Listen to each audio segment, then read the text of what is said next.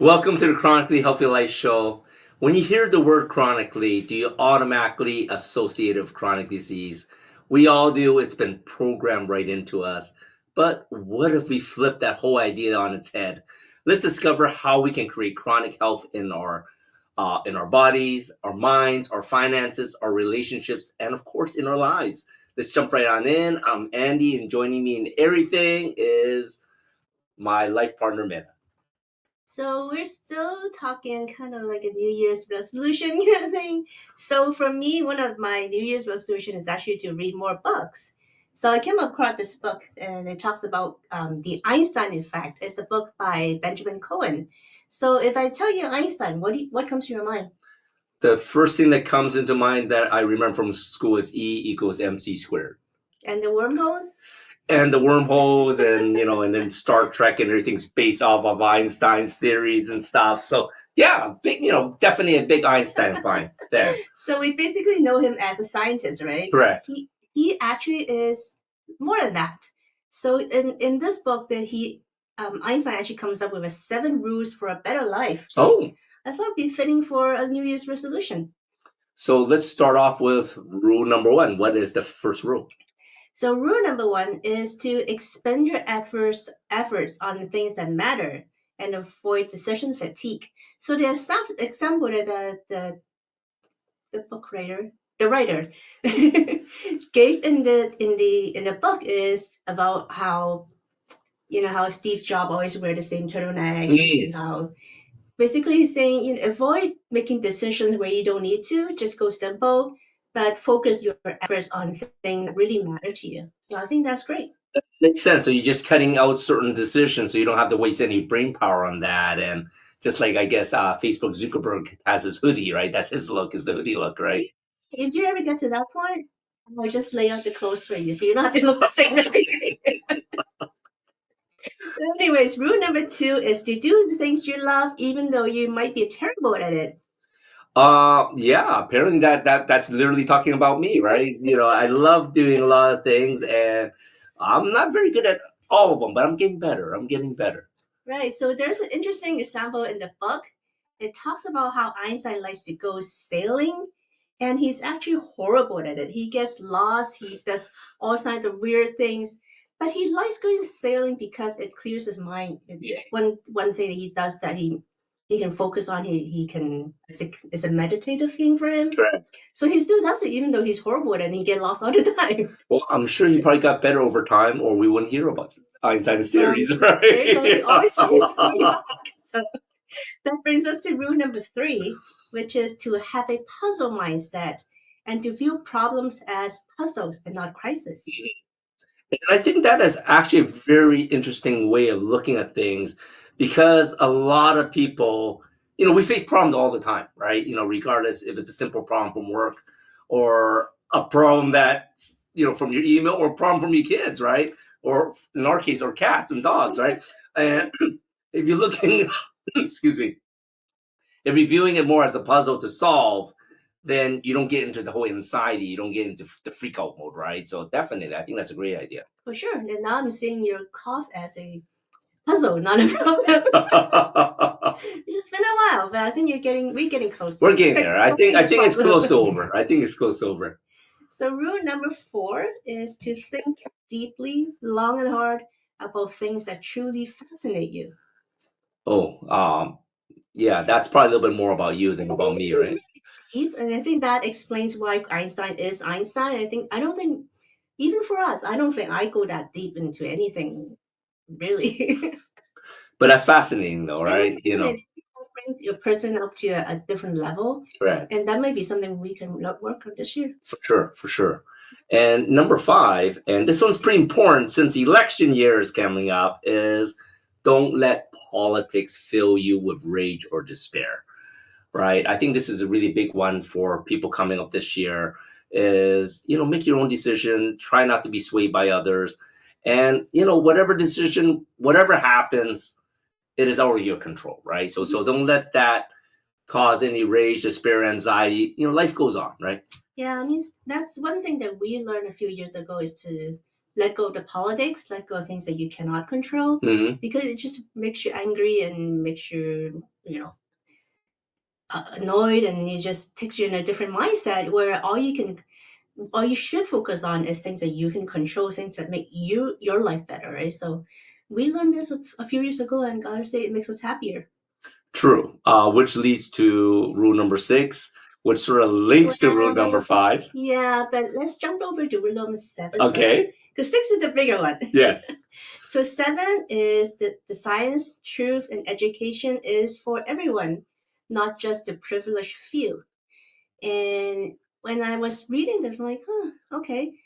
And but apparently, when I was going through the book, it talks about how FBI actually had a file on Einstein on anti-racist actions, and this is back in Einstein's day. So I was fascinated on how he views humanity and how he views equality. So I thought it was great. Which drops back into number 6, right? And that is blind obedience to authority is actually the greatest enemy of truth, right? And not trying to get into too deep of it, but a lot of that happened in the last 3-4 years, and it's still happening now.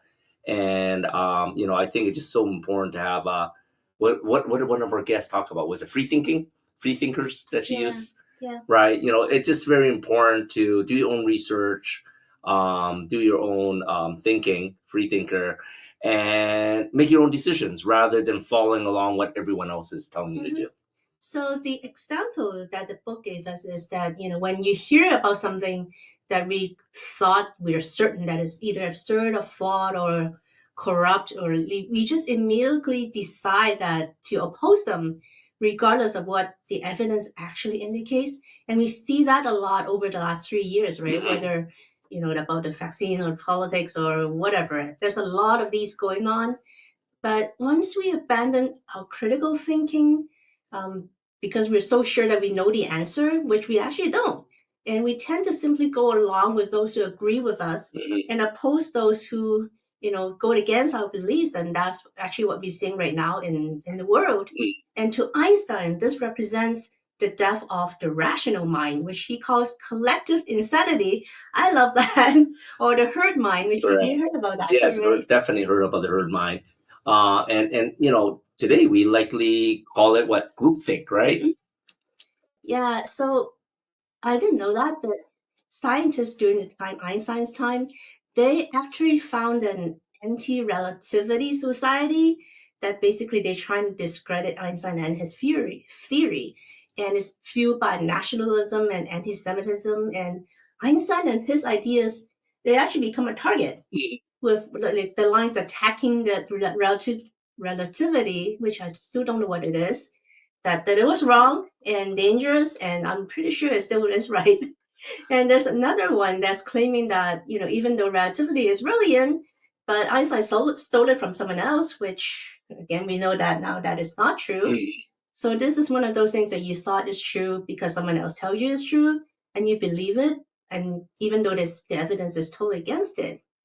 And it was actually this course of action that led Einstein to have a bounty placed on his head. Wow, seriously. Wow. Yeah, which is what led him to flee Germany and came to the United States. That I did not know. Yeah, That that's is fascinating, right? pretty insane and fascinating, and so relevant to a lot of doctors that's being pursued today. Talking about the truth of what's going on in the world, For right? sure. So, Even for Einstein, when he initially thought that these claims were just solely ridiculous and harmless, and he later concluded that they were actually not harmless, but they were blind obedience to authority, which is the great enemy of the truth. So in this era of basically fake news that we see a lot these days, this lesson is very important to us. once again, be a free thinker, right? That's all we're encouraging on the show. Be a free thinker for everything that is part of your life that has to do with your longevity, your independence.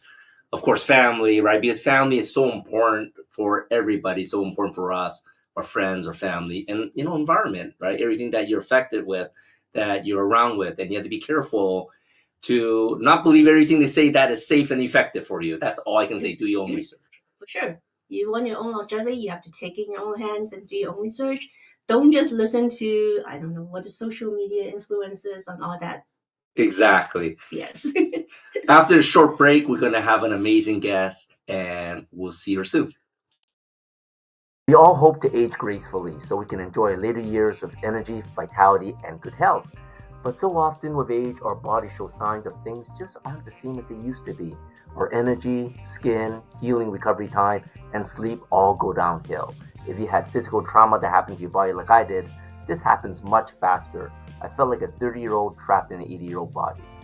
But do you remember as kids the boundless energy we had, how fast we recovered? This is not because of getting old, but because of active stem cells inside our bodies. These are the cells that can generate and regenerate all the cells and structures in the human body. They are the building blocks of our organs, tissues, blood, and immune system. They also serve as an innate repair system everywhere inside the body. But as we get older, stem cell activity slows down, become less effective in repairing damage, and decline. By the age of 20, we only have 1 billion stem cells left. By 30, they decline by 60%. By 50, they decline by 75%. 60 by 9%. And by 80, we're lucky to have 50 million active stem cells.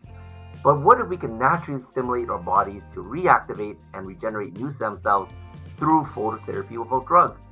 Now we can with our LifeWave X39 stem cell activation patches. Reclaim your youth and look younger, feel stronger, perform better, and heal faster. Get your patches now at lifewave.com/chronically healthy life. It's not anti-aging, it is reverse aging. Hey everybody. Hey everybody.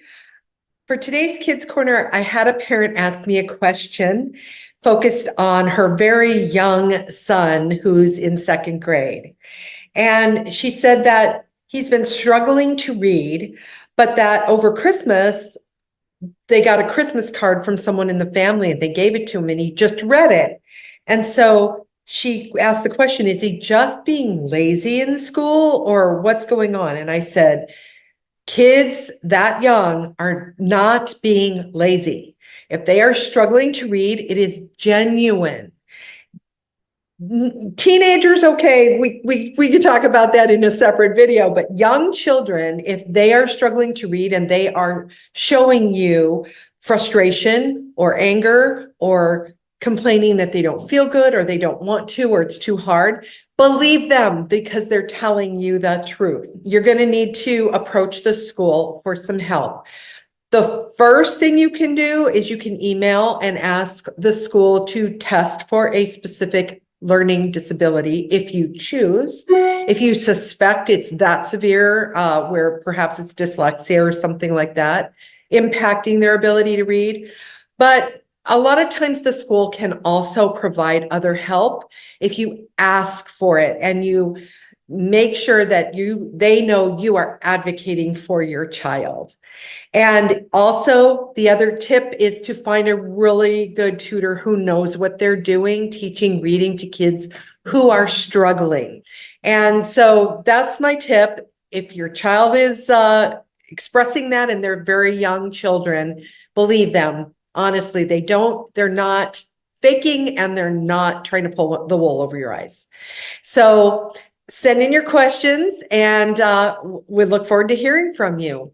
To anything at chronicallyhealthylife.com. Okay, ciao.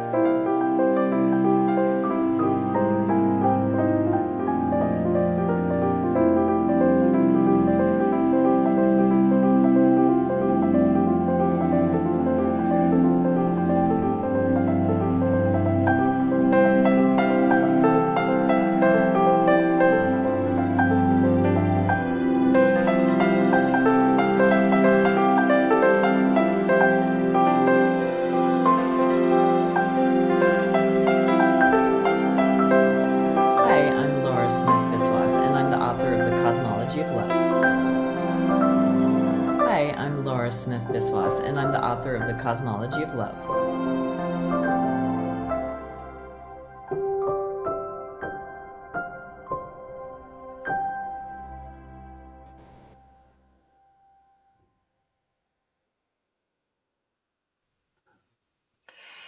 Hello, and welcome back to the Chronically Healthy Life show. Uh, we have the amazing Laura Smith Biswas with us today. She is the author of The Cosmology of Love, 70 plus ways to experience greater love. She focuses on teaching tangible ways to love ourselves and experience more love in our close relationships.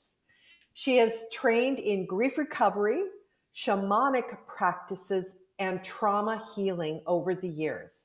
Her work reminds people that love isn't an accidental thing we find, but something that thrives under conditions that we have the power to cultivate. She is co-founder of the Love Mandala, an entrepreneur and mother of 3 daughters. Our topic today is love as medicine, nourishing health through self-love. Welcome, Laura. I'm so happy to have you here. Thank you, Christy. It's so nice to be with you, and what a generous welcome you gave me. Oh, I've been very excited to talk to you about this topic because we're all so wounded in the area of love. And yes. Yeah, and it's one of those areas that like you grow up thinking that like it'll come naturally, but like anything, there's so much we have to learn about being human beings, about having effective relationships or health or all these things. And unfortunately, we get a lot of messages when we're growing up, or we have experiences that are really hard that can easily, even though it is natural to love, that can shut us down.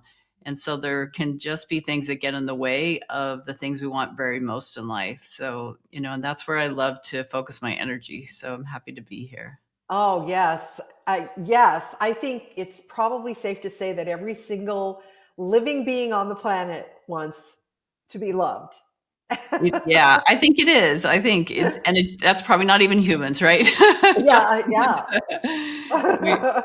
Everything alive is seeking love, I think, is the truth. So it's a wonderful place to explore, like, how can we do that better than how can we grow and increase our capacity, because we do really have this incredible capacity to love. And I think when children are born, like, it's very apparent, like, how open and everything they are, but life has a way of getting in the way of that expression. And so sometimes we kind of have to go through a reclaiming process, or an undoing or unlearning of some of the things that, maybe our parents inadvertently passed down, or things we didn't get that we needed, those kind of things. Most definitely. Well, I would like to ask the question, what do you think is the most important question that we can ask ourselves to start living a more healthy life? Yeah, I mean, you would think that would be about the body, right? If somebody asked that question, but I really do believe this. Even if I think I wasn't doing this work, I do think that underlying everything there is about being human is the essential need for love. And of course, we know from Maslow's hierarchy of needs, some of those basics have to get met. Okay, but let's assume that we've got a place to live and some food and some basic things. Love is this, like, penultimate, need that we have. And what we often don't realize is that one of the most important questions we can ask ourselves is, what are my unique needs for love? Or what makes me feel truly loved that's really different from other people? We kind of have this idea like, well, love is just this one big ball of wax, but it's really not. And I'll tell you, when I was writing my book, what happened was I had 3 children, and I was looking at all of them, and I wanted so much to just connect more deeply with them. So I was trying different things with them. And sometimes I just have total misses, like, you're doing everything in your best intention to connect with one of them. And it's not that they weren't trying either, but, I just really discovered one day, it just kind of came to me. And this is where the name of the business came from, was I just kind of saw in my mind a mandala, a beautiful mandala with all these pieces, and I realized that everybody has their own mandala of love. And it's sort of like that snowflake analogy. We really are unique, even if we have a lot in common, a lot of commonalities as women or human beings, or people of a certain age. And yet we have specific needs that are far more distinct and nuanced than you might realize. And so what comes from asking this question is not just, okay, some self-discovery, but it allows us, when we ask ourselves, what do we really need to thrive and to feel really loved? It allows us to know ourselves at a level that we have probably never explored before. And then you can communicate that with a partner. You can craft all kinds of things around it. Let's say, for example, that I'll give you an example from me. Um, I had some real serious trauma as a child, and I did not understand that for the longest time in my life, how it was affecting me. And when I did, I realized that one of my most fundamental needs was to be in a relationship that feels very safe and secure, in the sense of, just that, some people can handle a lot of, like, boisterous, conflict, and they thrive on that. But for me, it was too much because I have a really sensitive nervous system for my trauma. And so I really needed a partner that could meet me in that. And it doesn't mean that I'm asking him to do all the work, but I did recognize, like, some people are just not the same kind of match for me that others would be. And that's a very basic one. They can be much more nuanced, like, the way we want to be touched or the way we want to experience, verbal communication, and so I ended up writing this book that was all about, helping us dive down into the nuances of how do we discover that and how do we understand ourselves better, because we really can't even set boundaries that make sense if we don't know what we need. We can't we can't give ourselves, we can't rely on a single person always to rely for everything, right? It's Right. good for partners to be able to provide, most of what we need. And then some of those things can come from family, friends, etc. But our core ones are really important to have matched in those romantic relationships. So it really drives us to a place where it can affect a lot of other pieces of the puzzle that make relationships work and help us to, really cultivate a better relationship with ourselves. Oh, yes. Understanding that love languages and I'm the same way. I don't like drama and trauma in my home. I'm like, on the page and on the stage. Yes. I do not want it in my home or in my life. So, Yeah, and you might have a need for, like, a really gentle approach in your relationship that then makes you just open up, and then your heart's just, totally available to be present with somebody. Whereas another person might need, like, more, stimulation that's mental and, intellectual engagement, and maybe you need a combo of all, there's a lot of ways that we can be loved. So, but knowing those very core ones, they have a way of helping us build a really strong foundation for love, because if we don't, we certainly don't have to, like, have this complete perfect relationship with ourselves to have a romantic relationship. Like, that's probably been proven many times. but but it has limitations.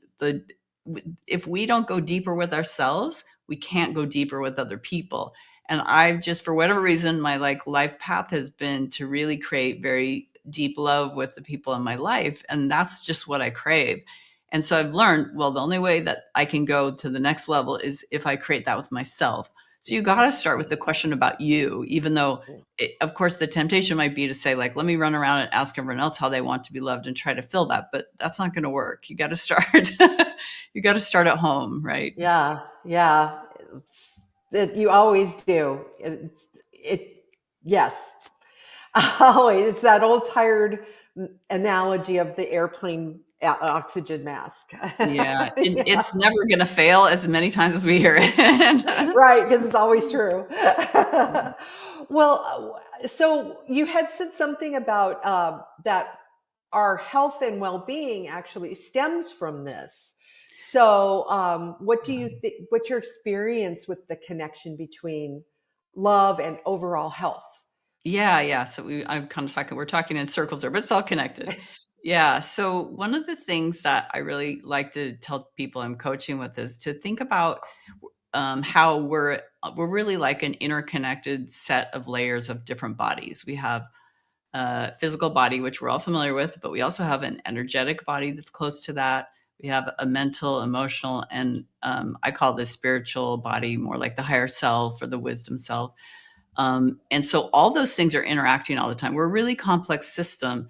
And I think we're lucky enough to live in a time where science is beginning to, connect the dots. So if you're somebody who thinks, like, I don't really get how this works, the science is beginning to show, that we have the connection between all of them. Everything's interrelated. So when you experience something on the physical or the emotional or the mental, like, it's not just hanging out there. And I recently came across some research quoted to me about how our cells, individual cells, actually have emotion receptors. And that I've always known that kind of intuitively, but I was so happy to hear the science is kind of backing that up. And, if, maybe it pays to tell you a little story about my experience with health and well-being, because while, more and more people are understanding the connection of how emotions get stored in the body. And if you're not familiar, you can kind of look up the work of Peter Levine, who's quite a famous psychologist, who works with somatic experiencing and was sort of the leader in that field. But for me personally, I had this trauma that occurred when I was very young, like 4 or 5 years old, and it went over a period of time. And I completely shut it down until I was capable of dealing with it. And so when I was older and I began to have like the skills to manage what was going to come forward to heal, I began to remember my trauma. And it was really kind of shocking. I was 40 years old and I started having all these memories and going to people and being like, is this real? And the body was telling the story. The body was expressing actual trauma events that had happened to me. And they were reassuring me, like, you're not crazy. This is real. And your body's telling that story. There's a great book, if you're interested in this, called The Body Keeps the Score, for anybody who wants to dive deeper. But what happened for me was I developed right around that time I was trying to begin to deal with this trauma. I got thyroid cancer and I had radiation. I had to have it removed fully, and it really changed my life. And it was just the beginning of, of understanding how much this trauma had affected my health. And one of the things, I went to my doctor and I said, like, to me, my experience has been that like, it was almost like my body took all this trauma and stored it right here and held it until it couldn't do it anymore. And then it was time for it to come out because I needed to, resolve what was happening. And she said to me, she had a little bit different perspective. Her perspective was kind of like, well, I agree with you. Like, it's a significant factor in why you got cancer. And she saw it more as the trauma created an immune system response that lowered my immunity to factors. It could be that me and my siblings were all in an environmental risk area, and I'm the only one who got cancer because of my trauma. So, she saw it like that. But whether it doesn't really matter, I guess, in some regards, but I think the science is there, whether you want to see it more from a energy body, a chakra experience, the chakras holding these secrets, and then they have to go somewhere and they go into the body, or you've got this, this immune explanation. They're probably all they're all accurate, I think, from a different perspective. So I've been a big believer that learning how to process your emotions and to feel them, accept them, love them, and release them is a huge factor into staying healthy. And that's just, one little piece of the puzzle, but that's something that I think is super important to learn as we, mature, and we should be teaching in schools. I hope someday this is the kind of thing that we can talk about to kids so that they don't get those messages like, don't do this, don't cry, don't talk about it, et cetera, because it's just not good for the body. Oh, it is so not. It is so not.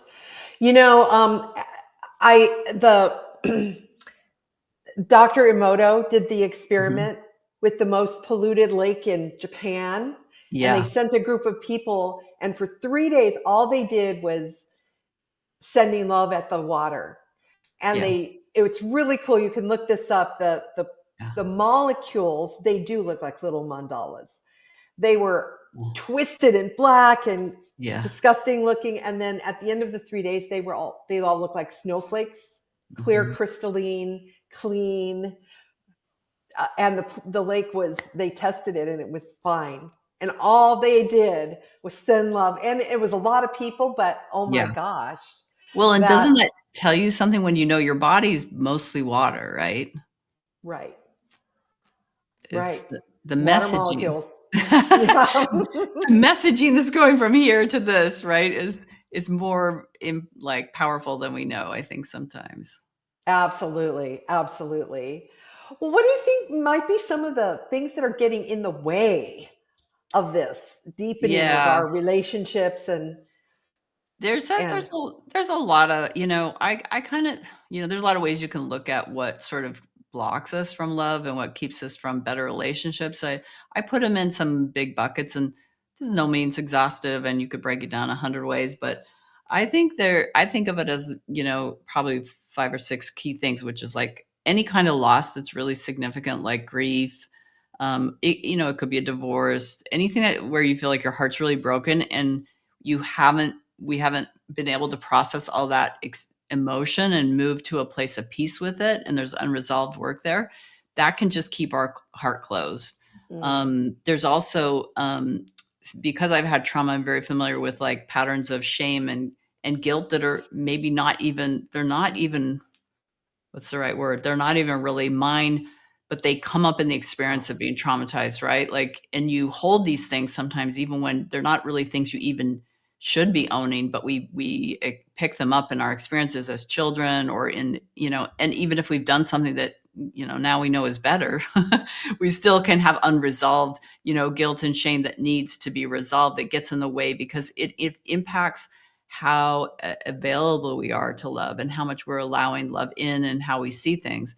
It shapes our perspective. We also can just be, obviously the traumas, big traumas, the big one. Addictions, I see those as just honestly underlying pain that is unresolved.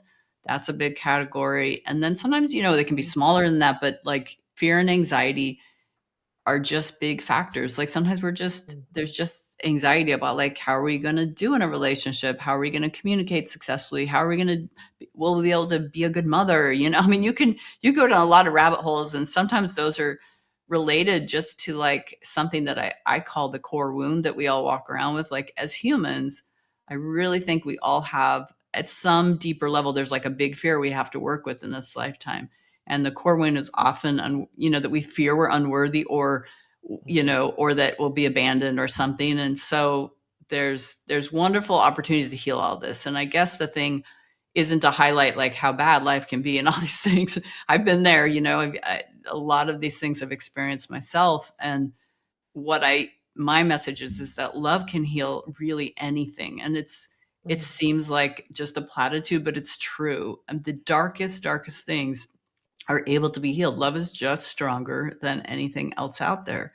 But it is a skill set to learn how to access it. So it's not like, I'm not negating that even if it sounds simple, that it doesn't necessarily mean that's easy. We have to learn how to work with love, work with ourselves, and integrate it into the way we are with ourselves and with other people. So so there's wonderful work that can be done with all those things that we talked about.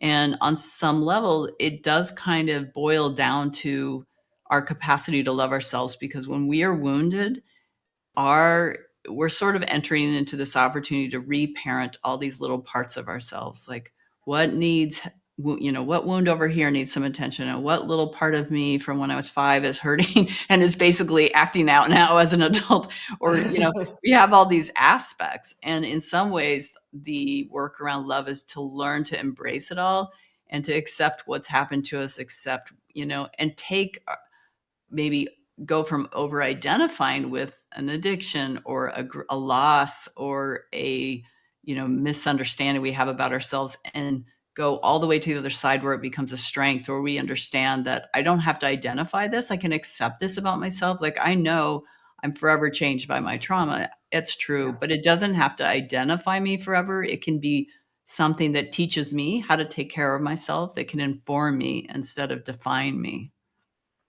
Oh, absolutely. Absolutely. I always go back to if somebody was standing in front of me telling me the exact story what my trauma was, Yeah. I would be forgiving and loving and hug Mhm. them and let them off the hook and talk them down. But Yeah. we often don't do that for ourselves. Yeah. Yeah. We often are like, I should have known better. Well, if you had known better at the time, you would have done better. You did the best you could. Yeah. Yeah. And Chrissy, you're pointing to a skill that I think is so powerful. Like self-compassion, or you could think of it as self-forgiveness, is one of the most powerful things. Like whenever I get really, really stuck, sometimes I'll get, like, how something can go wrong and then you can get hung up on that. You feel upset about that. And then you can get hung up. You can get in this like little you can really get stuck sometimes and just can't seem to break that pattern. And if you can just shift the littlest part of you, somewhere in you, this part that's wise, can bring the compassion and can bring a sense of sympathy and love for what you're experiencing, that little tiny switch can actually just really become a huge lever and can be the point of turning things all the way around and things that are very significant. So when I literally get so stuck, I don't know what to do, my first thing is like, how can I move into compassion with myself? Let's just start there. And then usually I know what to do after I feel that, because it's very common when you've had trauma and other things like that to self-blame. And so a lot of times we're blaming ourselves because when we were children, like how that was the only thing we could think of is like, I must have done something wrong to be on the other end of this, right? Yes. And that's can be, even if you know it up here, it can still be your first thought sometimes, Oh, yes. Yeah. Yes. When I was a teacher, the kids always think it's their fault.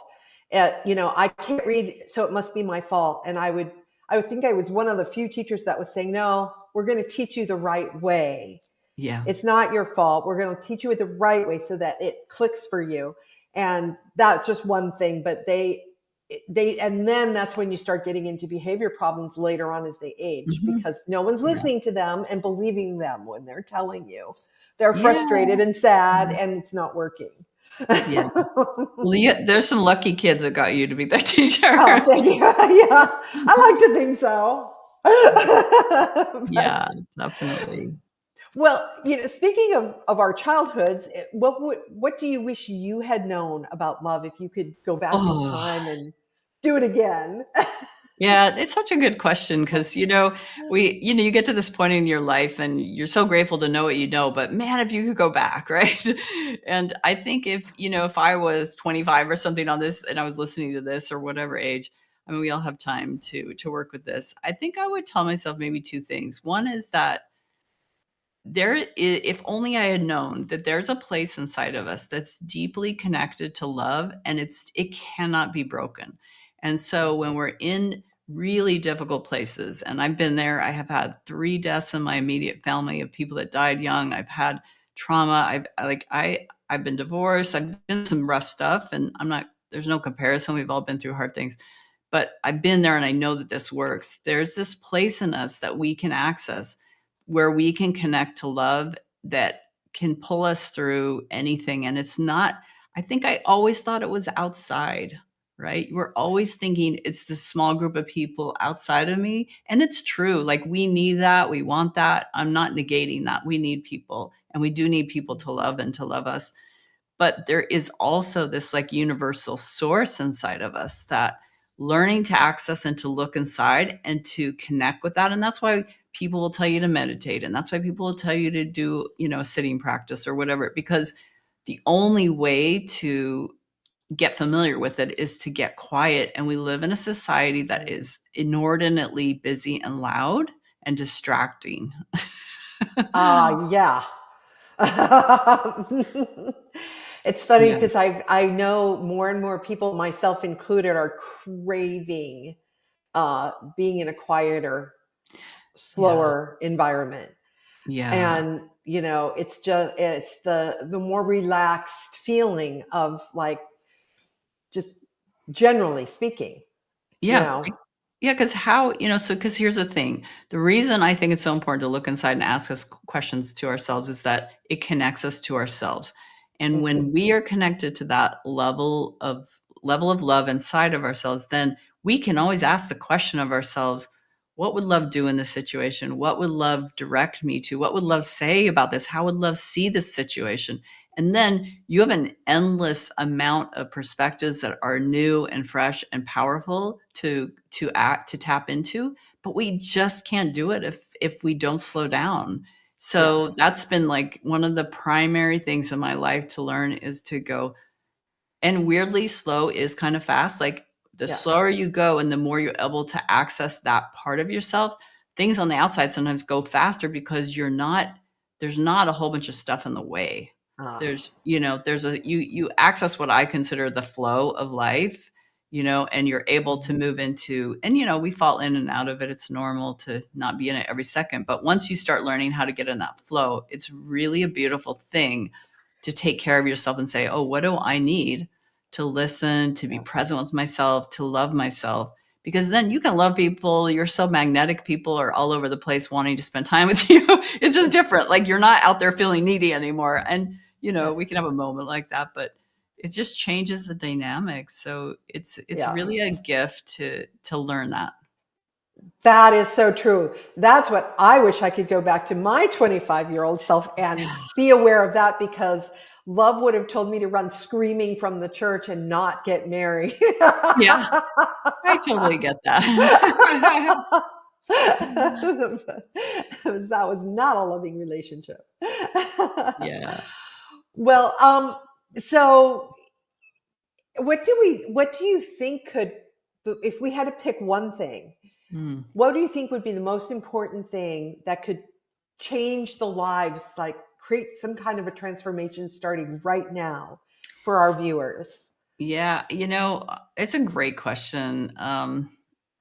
This will sound like a funny thing to say, but I think what I see a lot with people is that when we have all these things going on in our lives that do prevent us from, deeper love or more better relationships, the work itself looks so scary. Like we might have to face what seems like the biggest fear of our life. We might have to say something, there's all this stuff. And we will just stay in patterns that just keep cycling and cycling. Like relationships are mirrors. So they will just keep reflecting to us what we need to work on. Right. Mm-hmm. And at some point we get clear enough to say the work to live in that, let's call it the laundry, where we're just cycling over and over, where we're in the washing machine and we're just dealing with the same stuff over and over, the same hurts, the same, triggers, the same, difficulties.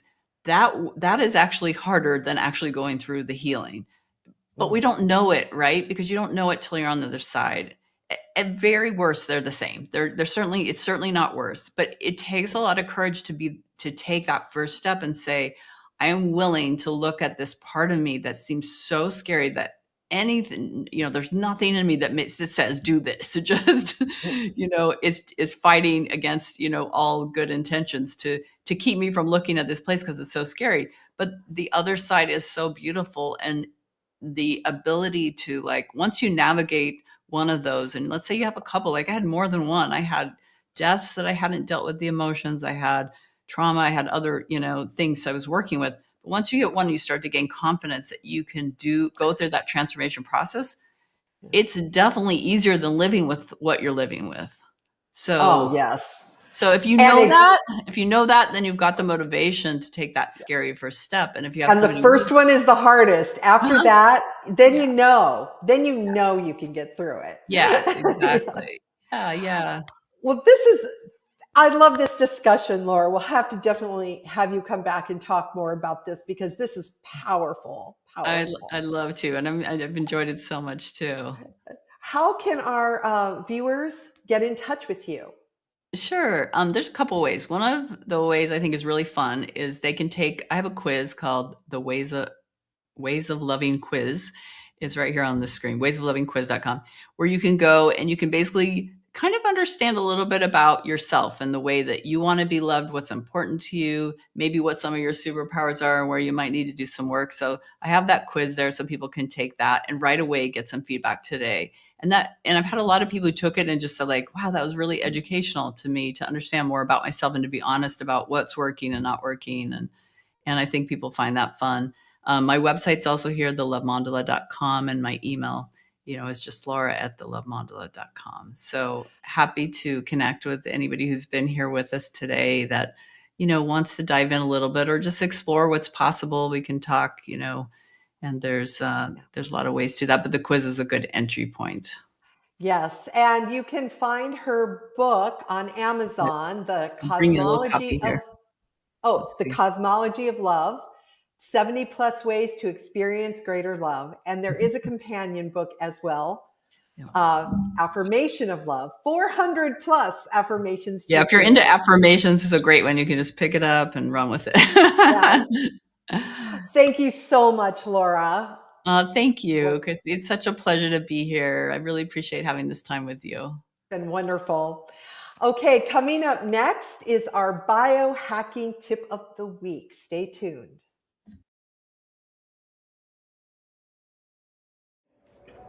Welcome to Chronically Healthy Life. So in biohacking segment this week, I figured I'll show you how to do my own lavender syrup.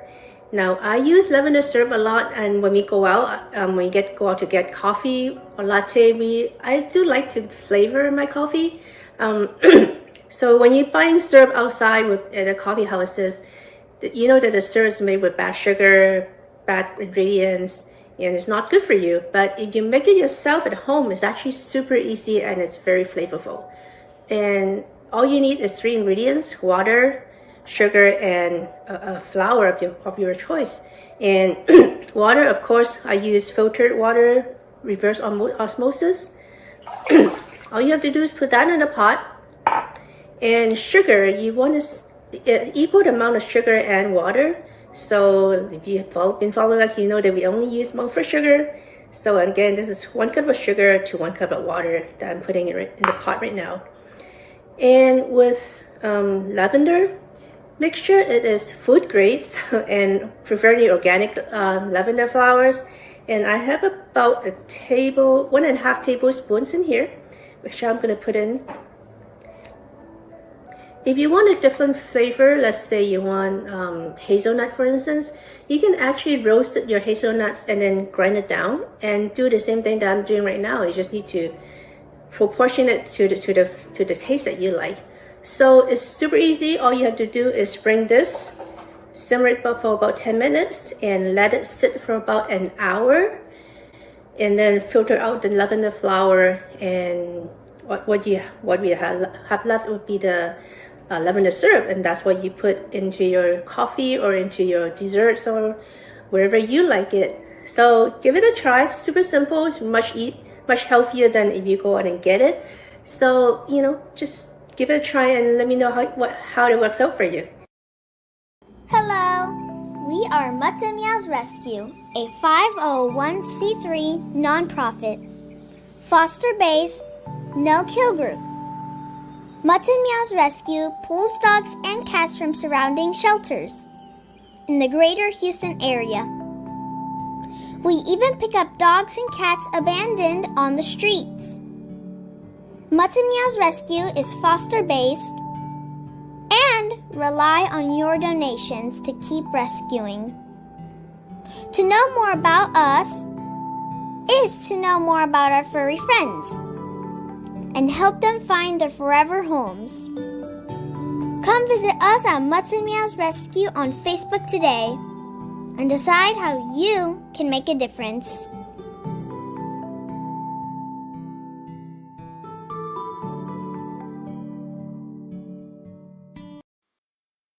Welcome back to Chronically Healthy Life. What do you think of Laura's interview?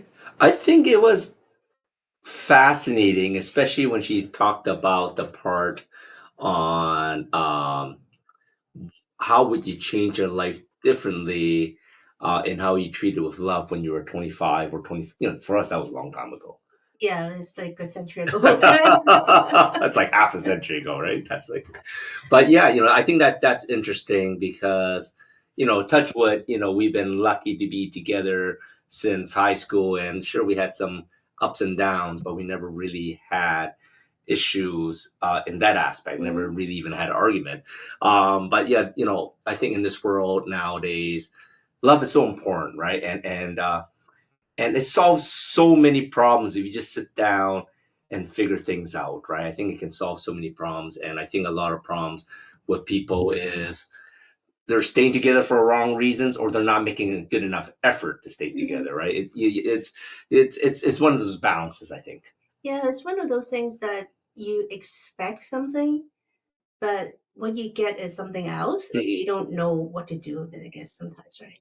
But I guess I like how she links love to health, Yes, right? Because you know how in our show, Chronically Healthy Life, we talked about life. LIFE stands for longevity, independence, family, and environment. And we don't necessarily link those two together, but they're not independent things, right? They affect each other. that's correct. You know, we somehow I guess we do some linking between finances and longevity. I don't think we do that enough, and maybe we should focus that on more on that to share. On the loving relationship side, right? How these four things link together, how they affect each other. I think that's important. Yeah, I think we can start putting this in the theme of the show and try to get our guests to share more in those aspects. I love For that sure. idea for sure. So, who do we have next week? I think we have a returning guest. Her name's Shoshana French, and I think we had a lot of fun last time, and that's why she came back. Yes, you know, and once again, for a lot of our guests, you know, if you find that you weren't able to share your message the first time around, we would love to have you back. So reach out to us, or if you know anyone that would be a great guest, let us know, because we are, you know, we want to share so many of these tips that can help people change people's lives, to just give them different perspectives, right? Yeah, for sure. I think that's important. And like I said, you know, right in the beginning with Einstein's thing is there's a lot of falsehood out there, false news. And if you want to hear it from a different perspective, you want to hear Correct. something that you don't get from the media, from the news, you have to get it from somewhere else. And we might be one of the channels you can get some information. Exactly, and of course, like we said, it's, you know, it's not just from us; it's from our guests. So we always love to share different perspectives in all aspects of life, right? So, yes, definitely. So join us here on Friday at 7 p.m. CST. You can watch past episodes at watch.e360tv.com in the Vitality TV network, and also we love to hear from you. So give us your feedback on our Facebook page, Chronically Healthy Life. You can rewatch this episode on our website, chronicallyhealthylife.com/CHLTV, I think it is. And of course, our YouTube channel. And if there's any questions, comments, or anything you'd like to see more on the show, email us at anything@chronicallyhealthylife.com. See you next week. We'll see you next week.